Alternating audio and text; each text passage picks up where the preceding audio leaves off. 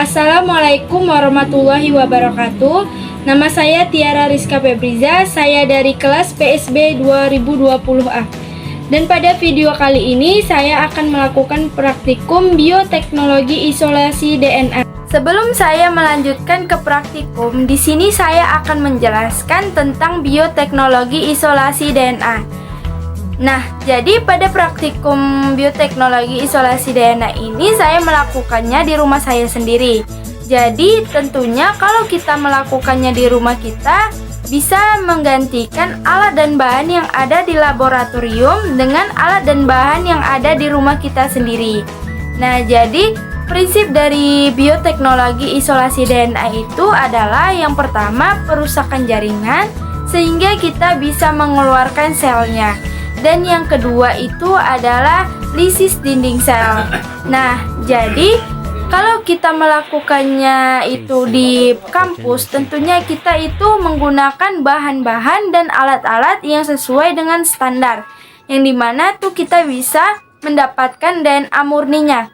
Dan untuk kali ini saya melakukannya di rumah, dan pada isolasi DNA ini saya akan mengetahui bagaimana bentuk fisik dari DNA itu sendiri.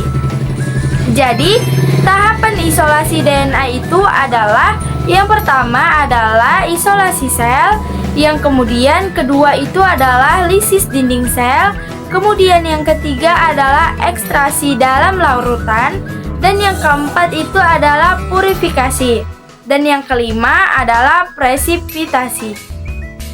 Langsung saja kita akan melakukan praktikum bioteknologi isolasi DNA, yang dimana alat dan bahannya yaitu di sini pertama ada daun jeruk purut, dimana daun jeruk purutnya ini menggunakan daun yang muda. Kemudian ada cobekan atau alat untuk menumbuk daunnya. Kemudian di sini ada buffer lisis, yang dimana buffer lisisnya ini menggunakan sabun cuci piring, dan di sini menggunakan sabun deterjen cair. Kemudian ada 4 buah wadah, kemudian ada alkohol 70%, ada garam dapur, kemudian ada tisu, ada saringan untuk penyaringan, kemudian ada 2 buah sendok, kemudian ada suntikan yang dimana boleh menggunakan pipet tetes, kemudian di sini ada wadah untuk tempat penyaringan. Baik, langsung saja untuk cara yang pertama, yaitu dimana siapkan dulu semua alat dan bahan yang akan kita gunakan. Kemudian di sini ada daun jeruk purut, yaitu daun muda, yang kemudian kita harus memisahkan tulang-tulang daunnya agar proses menumbuknya lebih mudah. Dan langsung saja kita akan menumbuk daun jeruk purutnya sampai halus.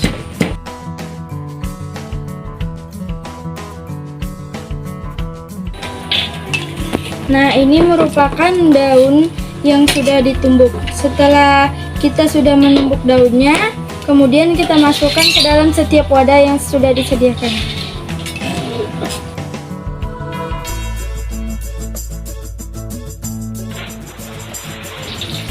Baik, di sini sudah saya letakkan daun yang sudah ditumbuknya tadi ke dalam setiap wadah. Nah, selanjutnya itu kita akan memasukkan buffer lisis, yang dimana buffer lisisnya ini adalah sabun cuci piring dan deterjen cair. Langsung saja kita masukkan ke dalam setiap wadah.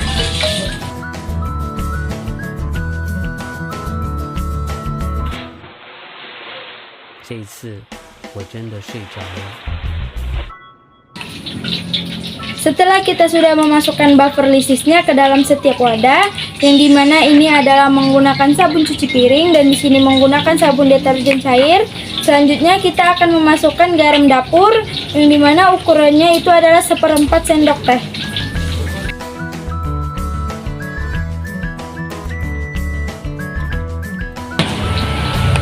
Setelah kita sudah memasukkan buffer lisis dan memasukkan garam dapurnya juga, selanjutnya itu kita akan mengaduknya.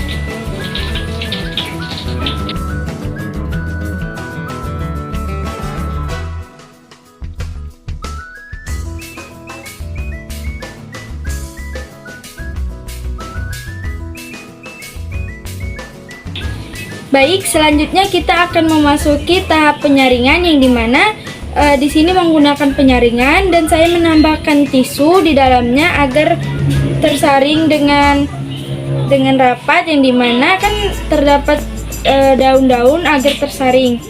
Kemudian untuk yang pertama saya akan menyaring dengan menggunakan sabun cuci piring.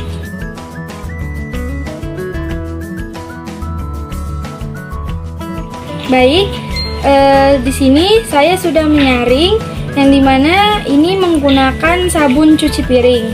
Dan selanjutnya saya akan menyaring dengan menggunakan sabun deterjen cair.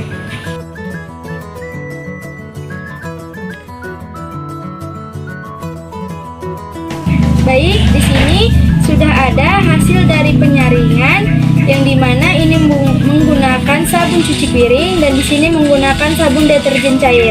Nah, jadi fungsi dari menggunakan sabun cuci piring dan deterjen cair ini adalah untuk mengatur senyawa yang dapat merusak lapisan dinding sel, yang dimana itu berupa lignin dan protein. Jadi setelah dinding selnya itu rusak, maka kita akan bisa mendapatkan DNA-nya.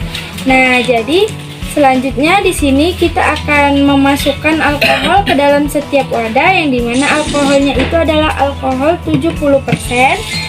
Nah, jadi setelah kita memasukkan alkoholnya, nanti kita bisa melihat apakah DNA-nya itu dapat terpresifikasi. Baik, langsung saja saya akan memasukkan alkohol 70%-nya ke dalam setiap wadah.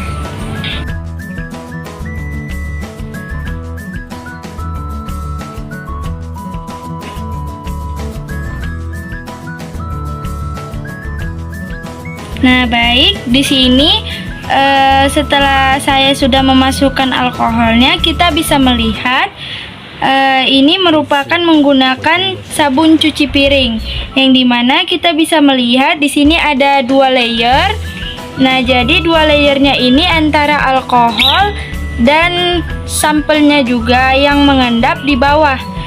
Di antaranya itu ada lapisan tipis yang bening, dan dilihat ada seperti semurat-semurat di dalamnya. Nah, itu merupakan DNA yang terpresifikasi. Selanjutnya kita tuh bisa melihat yang dengan menggunakan sabun deterjen cair. Nah, jadi pada menggunakan deterjen cair ini, kita bisa melihat pada alkohol ini ada yang melayang-melayang di dalamnya.